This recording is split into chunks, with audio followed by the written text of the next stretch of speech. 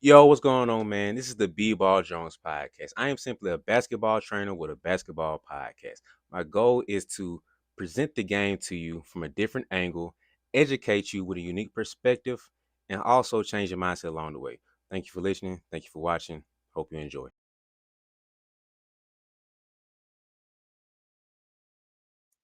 One of the least talked about killers of dreams is following someone else's dream that they have for you, basically. So, one of the greatest philosophers ever, Socrates,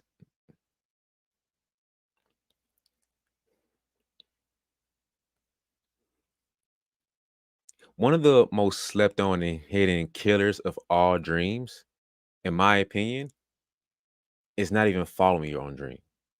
So, one of the greatest philosophers of all time, Plato, once said, "Follow your dreams as long as you live. Do not lessen the time of following desire, for wasting time is an abomination of the spirit."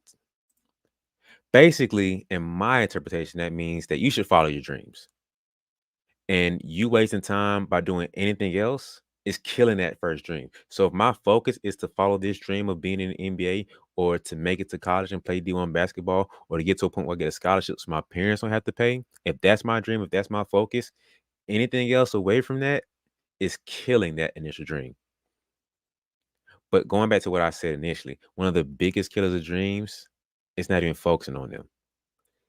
But I think what we have to start thinking about more is not the fact that we're not following our dream, but whose dream are we really following? We're going along this path to get to this end goal, but is it your end goal or is it someone else's end goal that they have placed for you? There are so many times where players are playing for their parents. They're playing for the people around them than playing for themselves.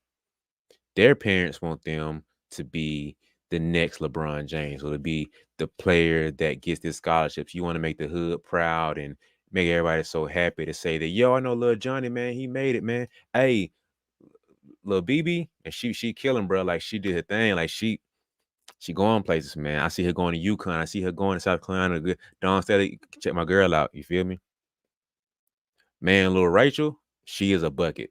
She cold-blooded sniper. She likes basketball, but she doesn't wanna go that far with it. She really enjoys art. She just likes drawing and doing doodles. She'd much rather be a painter or be a designer for some type of magazine or something, a graphic designer, some other content creator, something with that. She doesn't wanna like, hooping is fun, she enjoys it, but she doesn't wanna, like, do that for a living or get to a point with the pressure of being a D1 player, especially at South Carolina. She wasn't deal with all that. She'd be fine with a JUCO or a D2, maybe a mid-major, maybe. But she doesn't want to live up to the hype and follow the dream that they have set for her. But the biggest killer of Rachel not being able to be that graphic designer is chasing the dream that her parents have for her of being the next player part of Don Staley's legacy, being the next player that Coach Carol Lawson gets to coach and being part of Gino's, UConn blitz of WNBA players. That's the biggest killer sometimes because you're not even really going after your dream. Like graphic designers going here, but people have you or parents really have you going here.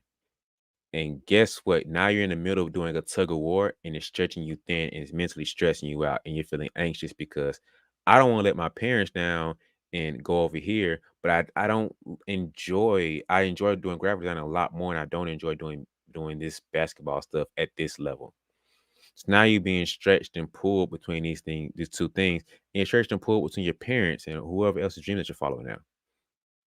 But I want to set you free by just have that uncomfortable conversation. If that doesn't work, have a mediator, someone else to kind of relay the message to them of like, yo, she ain't trying to do that for real. She's really more focused on doing this. I know it's kind of contradictory with me be a basketball podcaster and not telling you not to hoop, but like I you should care more about your well-being. I care more about your well-being and mental being than whatever else could matter. So I want to help you guys out and say you do have the freedom in the right to go after your own dream, your own desire. Now, along the way, you have to sacrifice doing things that you need to do versus things that you want to do. That's a lesson I'm still learning. I'm very hard headed, and it takes me a little bit longer to learn certain lessons than it does other ones. But I want you to be better than me and to figure out what is the needs based thing to get to where you want to get to versus follow someone else's dream to get to where you want to get to. Because you have it in you to get there. It's just tearing you apart and eating you up to go after their dream. They want you to go to school, but you don't.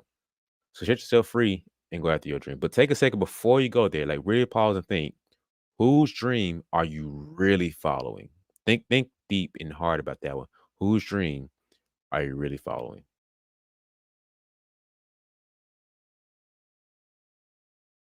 It doesn't matter that you're a beginner and you're just starting. That's not an excuse.